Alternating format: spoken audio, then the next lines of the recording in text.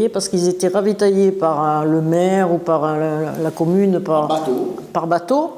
Et les gens se passaient les victuailles d'une maison à l'autre comme ça. Vous voyez, c'était une culture. Mais mon oncle et ma tante sont partis en bateau. Ils s'étaient mariés ce jour-là. Ils sont partis en voyage de noces en bateau. Ils ont rejoint la gare, comme ils ont pu, la gare de Tarascon. Et ils sont partis en voyage de noces du côté de Nice. Voilà. Et jamais mes ancêtres m'ont dit que les inondations, c'était un risque.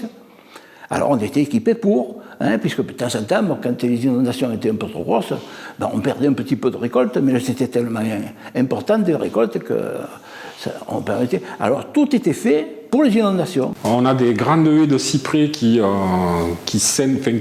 closent le terrain. Et l'endroit où on peut rentrer sur le terrain, donc il y a des piliers en pierre, et donc les rainures dans les pierres pour pouvoir mettre des planches. Mais d'après ce que me disait mon épouse, en fait c'était pour éviter que l'eau en se retirant ne sorte des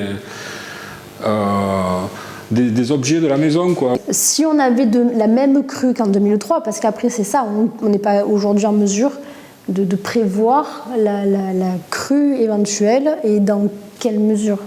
Et si on avait la même qu'en 2003, il y aurait quand même de l'eau sur Mésoargues, mais nettement moins. On n'aurait pas des mètres 20 ou 50 comme il y a eu à la cave. Suite à ça, il y a aussi l'information au niveau de la commune où là, le clocher sonnera en discontinu pour avertir la population qu'il y a un site refuge, soit le long de la digue, soit en partenariat avec les communes aux alentours, soit Tarascon, soit Morbantan, avec lesquelles nous passons une mutualisation d'accords particuliers sur des zones refuges. À ce moment-là, ça a permis aux gens de recréer du lien quelque part. Il y a eu une certaine forme de solidarité qui s'est mise en place. Ceux qui avaient été moins touchés, on nettoyait leur maison, et puis ensuite ils sont allés spontanément proposer leur aide.